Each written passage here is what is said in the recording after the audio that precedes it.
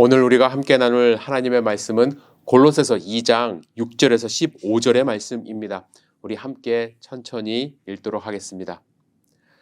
그러므로 너희가 그리스도 예수를 주로 받았으니 그 안에서 행하되 그 안에 뿌리를 박으며 세움을 받아 교훈을 받은 대로 믿음에 굳게 서서 감사함을 넘치게 하라.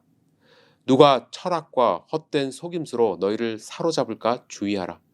이것은 사람의 전통과 세상의 초등학문을 따름이요 그리스도를 따름이 아니니라.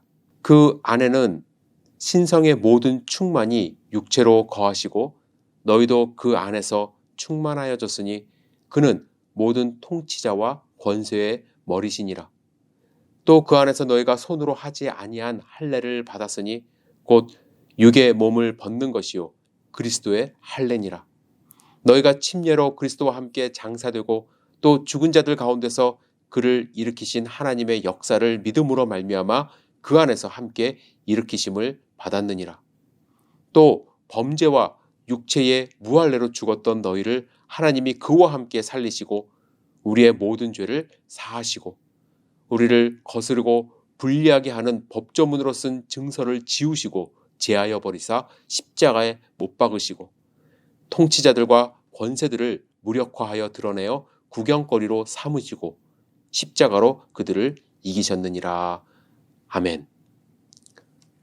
오늘 우리에게 주신 말씀을 기대하면서 잠시 기도드리겠습니다. 사랑과 은혜가 충만하신 아버지 하나님, 2021년 마지막 주일 예배 주님께 올려드립니다. 오늘 주님께서 주시는 말씀을 마음 가운데 새기며 올 한 해를 돌아볼 수 있도록 인도하여 주시고 새로운 한 해를 맞이할 수 있도록 축복하여 주시옵소서. 하나님의 말씀만이 선포될 수 있도록 인도하여 주시고 이 말씀이 살아 움직여 역사하여 우리의 삶을 변화시킬 수 있도록 축복하여 주시옵소서. 주님이 함께 하심을 믿습니다. 예수님의 이름으로 기도드렸사옵나이다. 아멘. 저는 가끔 신문을 통해서 우리 인간의 기술 발달 또 과학 발달에 관련된 기사를 접할 때 참 경이롭다는 생각을 합니다. 여러분 혹시 1990년 나사에서 지구상공 559km에 쏘아 올린 허블 우주 망원경이 있다는 것 여러분들 아십니까? 무게가 약 12톤 정도 되는 인공위성이자 이제 망원경인데요. 지구에서 우주를 바라보면 이제 오염도 되어 있고 또 대기권 등의 영향으로 제대로 우주를 관찰할 수 없기 때문에 우주 궤도에 인공위성처럼 만든 망원경을 놓고 이제 우주를 관측하기 시작했다고 합니다. 그것이 벌써 30년 전 일이에요. 대단하죠? 30년 전. 예. 그동안 이 허블 망원경이 전송해온 자료를 종합해보면 관측 가능한 우주에 1000억 개가 넘는 은하가 존재하고 각 은하는 수천억 개의 별로 이루어져 있다고 이제 이야기를 합니다. 이 허블 망원경이 보내온 사진 중에서 이제 가장 유명한 사진이 하나 있는데 허블 울트라 딥 필드라는 사진입니다. 옆에 보시면 이 사진인데요. 이 사진은 아무것도 없는 광활한 우주에 그냥 과학자들이 그냥 장시간 렌즈를 노출하면 어떤 빛들이 들어올까를 이제 생각을 해서 11일간에 걸쳐서 이제 빛을 모은 그러한 사진입니다. 11일 동안 망원경으로 모은 빛들을 조합해 본 결과적으로 이 안에만 이것이 별이 아니라요 3000개의 은하가 있다는 것을 이제 발견을 한 것입니다. 아무것도 없이 보였던 그 공간에 태양계와 같은 은하들이 수없이 존재한다는 것이 이제 밝혀지자 학계는 큰 충격을 이제 받았다고 하죠. 그리고 지금 우주는 계속해서 팽창하고 있어요. 그래서 어떤 학자는 이렇게 이야기를 합니다. 지구의 해변에 있는 모래와 또 사막에 있는 모래 다 합친 그 개수보다 우주의 별들이 더 많다고 이제 이야기를 합니다. 어제 나사에서 새로운 망원경을 우주에 더 멀리 쏘아 올렸습니다. 상당히 오랜 기간 준비한 망원경이라고 하죠. 가서 이 망원경이 펼쳐지는 데만 한 달이 걸린다고 합니다. 학자들은 우주의 생성에 대해서 우주가 어떻게 생겼는지 또 우주가 얼마나 광활한지 이것을 더 연구하고 싶어서 과학을 발달시키고 또 이렇게 많이 투자를 해서 우주에 이런 망원경도 쏘아 올립니다. 저는 인간의 이러한 기술 발달로 인한 노력이 우주의 신비로움을 밝혀 나가는데 많은 도움을 준다고 생각을 해요. 그런데 한편으로 또 생각을 해보면요. 과학이 발달하여 우리가 많이 알면 알수록 또 우리가 모르는 것들이 더 많이 생긴다는 생각도 해봅니다. 과거에는 밤하늘에 있는 별들이 다라고 생각을 했지만 이제는 그죠? 과학이 발달하고 기술이 발달하여 훨씬 더 많이 있다는 것 알지만 그 끝이 무엇인지 우리는 알 수가 없다는 것을 또한 발견하는 것입니다. 여러분, 인간의 능력은 제가 말씀드렸듯이 위대해요. 과학 기술 많이 발달시켰습니다. 하지만 분명히 아셔야 돼요. 우리 인간의 능력에는 한계가 있더라고요. 우주에 대해서 아직 모르는 것이 훨씬 더 많고요. 그죠? 우리 몸에 대해서도 아직 모르는 것이 있지 않습니까? 또 삶과 죽음에 대해서 우리는 접근조차 할 수가 없습니다. 우리는 분명히 한계를 갖고 있는 유한한 존재임에도 불구하고 그런데 이상한 것은 자꾸 우리의 생각과 또 우리의 능력으로 하나님을 판단하고 예수님을 생각하고 또 규정하려고 하는 경우가 너무나도 많다는 것입니다. 과거에 저는요, 하나님을 이해하려고 무던히 애쓸 때가 있었습니다. 가능하면 어떻게 보면 과학적으로 하나님이 이제 존재한다는 것을 증명하기를 원했습니다. 물론 철학적으로 신존재 증명이라는 것을 수천 년 동안 학자들이 하지만, 그죠? 계속해서 지금도 논쟁을 하고 있습니다. 논리적으로 제 입으로 좀 하나님의 존재에 대해서 설명하기를 바랬습니다. 그래야 믿지 않는 친구들에게 하나님을 쉽게 설명할 수 있고 또 내 자신의 믿음을 좀 증명할 수 있다고 생각을 했기 때문에 그랬습니다. 그래서 주일학교 선생님에게 한두 분이 아니에요. 만나는 분들에게 선생님 삼위일체에 대해서 좀 설명을 해주세요. 근데 대부분의 선생님들은 제대로 말씀을 해주시질 못했어요. 그런데 한 분이 이렇게 설명을 해주셨습니다. 성호야, 사과가 있지? 사과는 껍질, 알맹이, 씨앗으로 이제 구성이 되어 있는데 우리는 그냥 이것을 사과라고 부르잖아. 마찬가지로 하나님은 성부, 성자, 성령 하나님이신데 우리는 그냥 한 분 하나님으로 부르는 거야. 언뜻 생각해보면 그럴듯한 설명이었습니다. 그래서 저는 하나님을 그렇게 이해하려고 노력했어요. 하지만 생각할수록 더 헷갈려요. 특히 기도할 때는요. 어떤 기도는 성부 하나님께 하고 어떤 기도는 성령 하나님께 하고 어떤 기도는 성자 하나님께 해야 하는가. 그죠? 하나님이 완전히 구별된 그러한 분들이라면 받아들이는 것이 다 다를 텐데. 그죠? 그런데 어른들의 기도를 들어보면 별로 구별하지 않으시고 기도하시는 것을 많이 들었거든요. 나중에 제가 신학교에 가서야 제가 그때 들었던 설명은 삼신론이라는 이단적 설명, 이단적 해석이라는 것을 제가 알게 되었어요. 아마 설명해 주신 선생님은 저를 이해시켜 주시려고 어디선가 들으신 이야기를 해 주신 것 같습니다.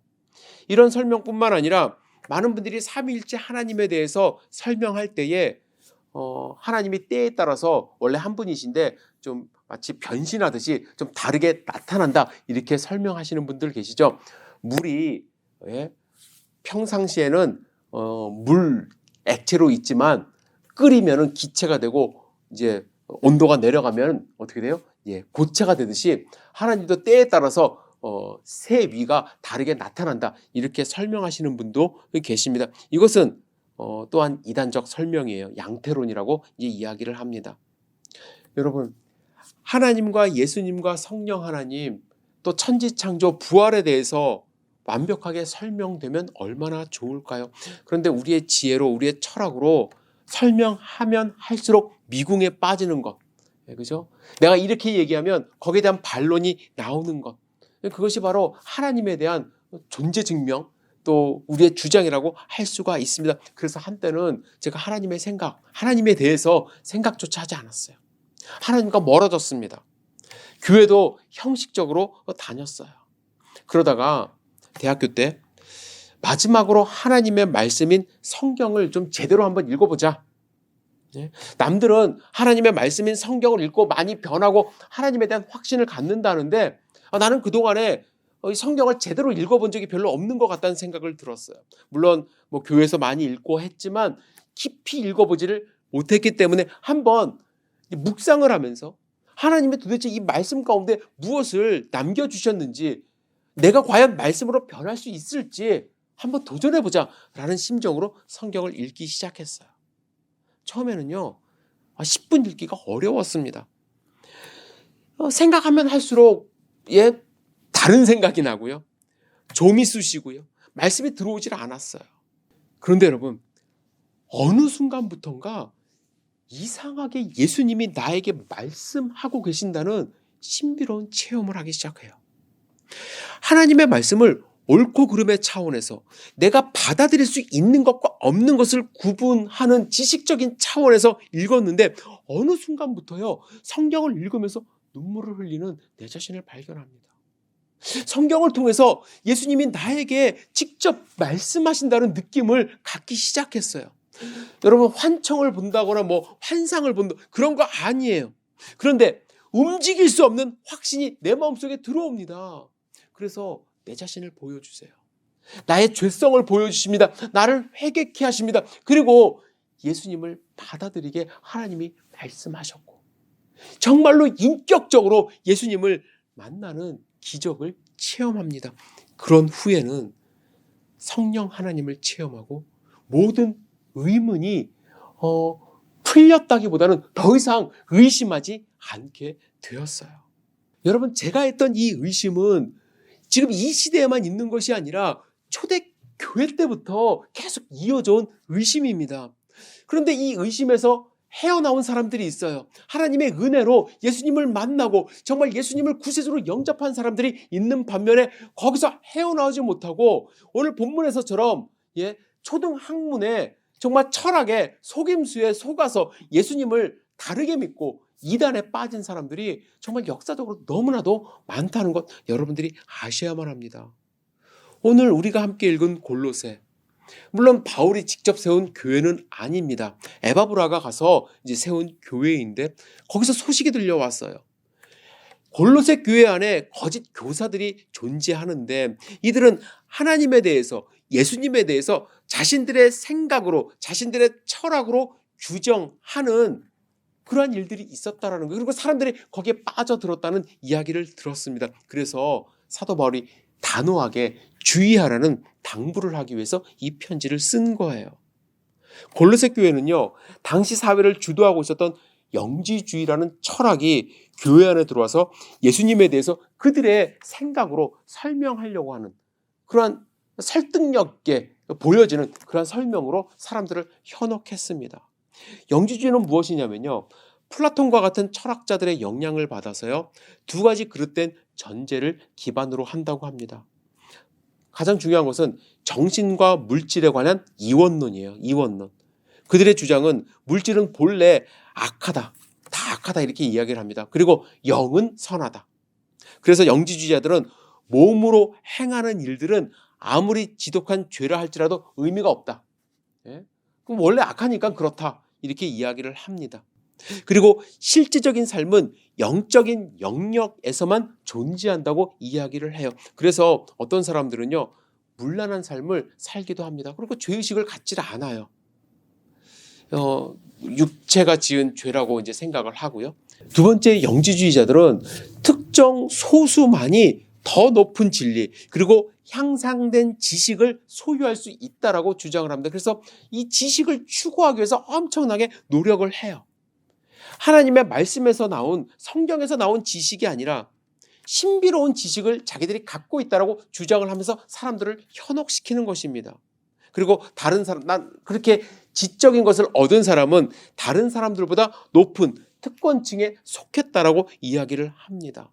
아까도 말씀드렸듯이 하나님의 말씀에 집중해서 깨달음을 얻는 것이 아니라 자신의 생각, 자신의 영감, 자신의 느낌에 집중하면서 이런 생각이 떠오릅니다. 이런 느낌이 듭니다. 하면서 다른 사람들을 현혹하는 것입니다. 그들의 주장은 그럴싸해 보여요. 하지만 자신들의 욕구를 채우고자 만들어낸 논리에 불과합니다. 그리고 자신들이 만들어낸 그러한 논리로 예수님을 바라봐요. 그러니 그들은 예수님이 이해가 되질 않는 거예요. 그래서 어떻게 생각하냐면요. 예수님이 육체로 태어났다는 것 믿어지질 않잖아요. 그러니까 그 육체는 실제가 아니다. 단지 육체적으로 보였을 뿐이다. 이렇게 주장하기도 하고요. 또 어떤 사람들은 하나님의 영이 예수님이 침례 받으실 때 잠깐 들어왔다가 예수님께서 십자가 상에서 처형되기 직전에 떠났다. 이렇게 주장하기도 합니다. 왜냐하면 그들은 물질은 악한 것이다라고 이제 주장하기 때문에 거룩하신 하나님과 그죠? 악한 육체가 결합이 될 수 없다라고 생각을 한 거예요. 그리고 만일 그리스도가 하나님이라면 그분은 단지 영적인 세계만 맡고 계실 것이라고 이제 추측을 합니다. 그러니까 육적인 세계로 들어왔을 일이 없다. 어떻게 우리 악한 육과 같은 모습으로 오셨을까? 그런 생각을 아예 하지 않는 것입니다. 사람들은 거룩하신 하나님이 성육신했다는 것보다 이러한 설명이 더 설득력 있게 다가왔던 것입니다. 그래서 많은 사람들이 이러한 주장을 따라가게 되었습니다. 이 소식을 사도 바울이 들은 거예요. 그래서 골로새 교회에 편지를 씁니다. 저는 바울이 편지를 쓰면서 고민 많이 했을 거라고 생각을 합니다. 어떻게 설명을 해야 되지? 무엇을 설명해야 되지? 바울 자신도 과거에 예수님을 믿는 사람들을 잡아 가두던 사람이었고 예수님을 믿지 않던 사람이었잖아요. 그런데 예수님을 인격적으로 만나고 정말 예수님이 그 마음 가운데 들어오신 후에 그가 완전히 변한 새 사람이 되지 않았습니까? 구약의 예언의 말씀이 다 예수님을 향한 예언의 말씀이라는 것을 깨달았고, 그죠? 예수님이 십자가에 달려 돌아가신 것, 자기의 죄를 위하여 돌아가셨다는 그 사실을 받아들인 그 사람입니다. 근데 바울도 알았을 거예요. 아무리 내가 좋게 설명해도 그들이 이해 안 하려고 하면 이해 안 할 것이다. 그래서 바울은 직설적으로 이야기하기 시작합니다. 바울은 돌려 말하지 않고 골로새서를 통하여 세 가지를 직설적으로 이야기를 하는데, 첫 번째, 그들의 정체성에 대해서 이야기해요. 당신들은 이런 사람들입니다. 이렇게 이야기를 하는데 그 이야기는 1장 2절에 있습니다. 앞부분 같이 읽겠습니다. 시작. 골로새에 있는 성도들 곧 그리스도 안에서 신실한 형제들에게 편지하노니. 이 짧은 구절에서 바울은 골로새에 있는 교인들의 세 가지 정체성을 이야기해요. 첫 번째, 성도들이에요. 성도들. 성도라는 헬라어는 하기오스라는 단어인데 그냥 거룩한이라는 형용사입니다. 그들은 거룩한 사람들이에요. 거룩한 사람. 그냥 교회 다니는 사람이 아니라 거룩한 사람들이라고 이야기를 하고, 그들의 정체성입니다. 뿐만 아니라 그들은 신실하대요. 신실하다는 것은 충실한 혹은 믿음이 있는 이런 뜻이 있습니다. 그들은 믿음을 가진 사람들이에요. 그리고 어디에 있는 사람들이라고요? 그리스도 안에 있는 사람.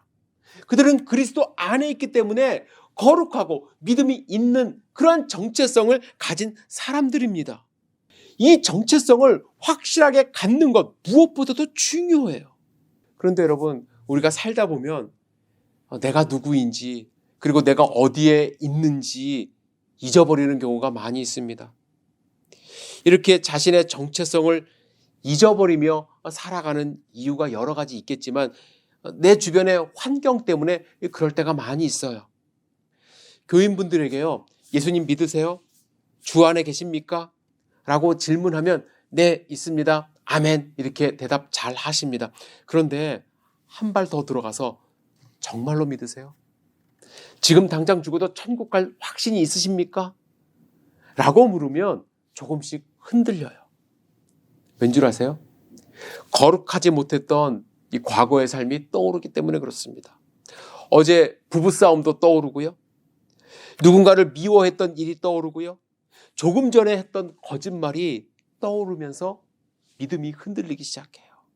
이때 사탄은요, 우리의 정체성을 뿌리채 흔들어 버립니다. 제가 대학에 가서 저의 믿음이 흔들렸던 이유가 있습니다. 저는 분명히 초등학교 5학년 때 구원 받았거든요. 고등학교 때까지 흔들리지 않았습니다. 확신을 가지고 살았어요. 그런데 대학에서 내 삶이 거룩과 멀어졌어요. 만나는 친구들이 무신론자들이 많아지면서 스스로 진짜 내가 예수님을 믿고 있나? 라는 생각을 하며 흔들린 거예요.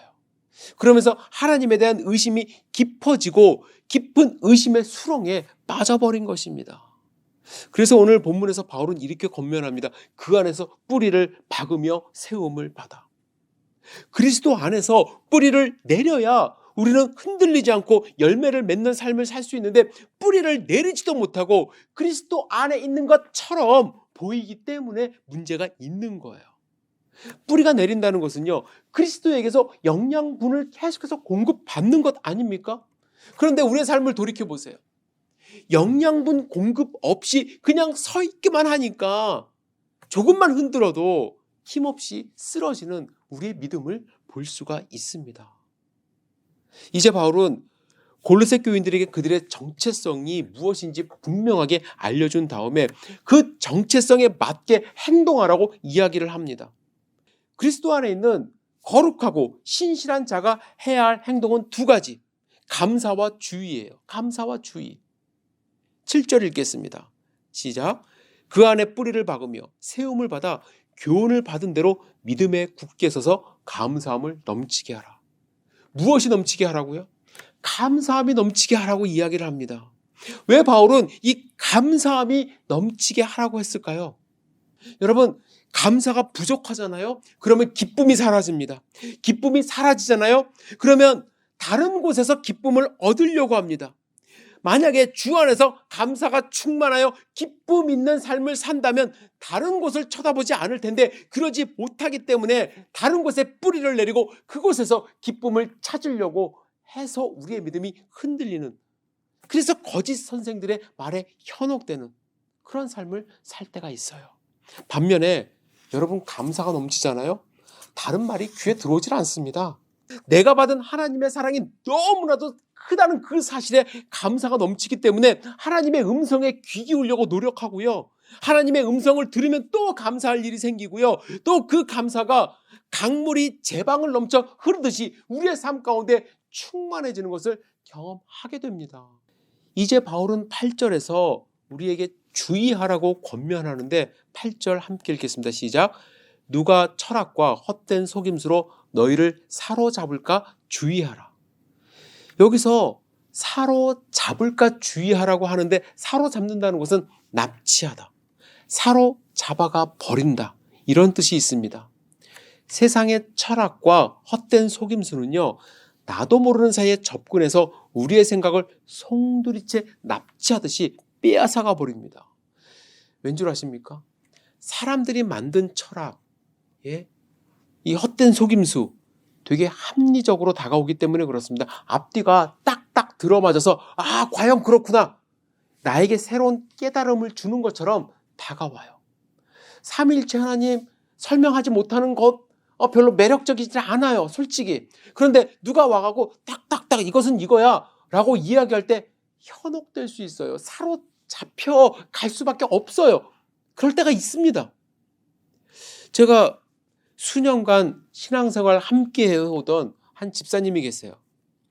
제가 목회하던 곳에서 2009년도에 제가 안식년을 하고 2010년에 돌아왔는데, 아니 그분이 교회를 떠났다는 거예요. 그리고 떠난 교회가, 간 교회가 이단교회예요. 이단교회. 전 도저히 이해가 되질 않았어요. 아니 정말 신실하게 믿음 생활 하던 분이 어떻게 이렇게 하루아침에 떠날 수가 있는가. 형제님을 만났습니다. 이야기를 나누었어요. 여러분, 그분이 뭐라고 얘기했는지 아십니까? 그곳에 가서 그 목사님의 설교를 들으니까 모든 것이 딱딱 들어맞는다라는 거예요. 제가 그래서 좀 들어봤어요. 들어보니까 말도 안 되는 성경 구절을 인용하면서 예수님을 설명하고요, 종말론을 이제 끼워 맞춰서 이야기를 하는 거예요. 그런데 성경 안에서 이거 끄집어다 저거 끄집어다 인용을 하니까 그것이 딱딱 들어맞는다고 생각을 한 것입니다. 납치되듯이 홀린 거예요. 돌아오질 않으세요. 여러분, 우리가 주의하지 않으면 세상의 철학과 이런 생각, 속임수에 우리가 송두리째 빼앗겨 버릴 수가 있는 거예요. 항상 주의하셔야 돼요. 기쁨이 넘치는 삶을 살 뿐만 아니라 항상 그것에 현혹되지 않도록 내 자신을 보호하는 삶을 사셔야만 합니다. 이제 마지막으로 바울은요, 예수님이 어떤 분이신가에 대해서 직설적으로 이야기를 합니다. 골로새 교인들에게 핵심적으로 이야기하고 싶었던 것이 사실은 이거예요.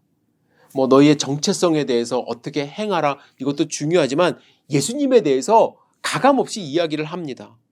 오늘 우리가 함께 읽은 본문에서만 봐도요, 그리스도 안에 혹은 그리스도와 함께라는 문구가 계속해서 등장을 합니다. 이 말은요, 예수님은 하나님의 구원 사역의 중심에 계신다는 것을 의미해요.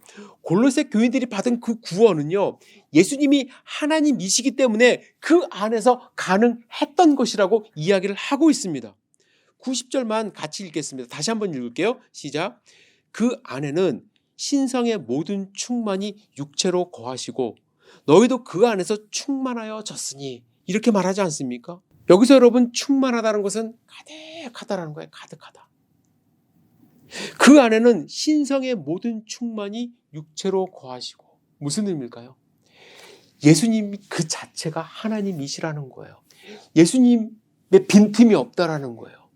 예수님의 그 빈틈이 없이 예수님 그 자체가 하나님으로 이 땅 가운데 오셨다라는 거예요. 영지주의자들은 믿지 못하죠. 6이면 6이고 0이면 0이지 어떻게 그것이 함께할 수 있느냐. 그러나 하나님의 충만함으로 다른 어떠한 생각, 다른 어떠한 조건이 그 안에 개입될 틈 없이 하나님의 충만함으로 오신 분이 바로 예수 그리스도라는 것을 이야기를 합니다. 예수님은 하나님이세요. 뿐만 아니라 너희도 그 안에서 충만하여졌대. 우리의 충만은 무엇이에요? 우리가 하나님이 된 거예요? 아니에요. 우리는 믿음으로써, 예수 그리스도를 믿음으로써 충만하여졌다는 것은 하나님의 거룩한 백성이 되는데 다른 조건이 필요 없다라는 거예요. 만약에 빈틈이 있다고 생각을 해보세요.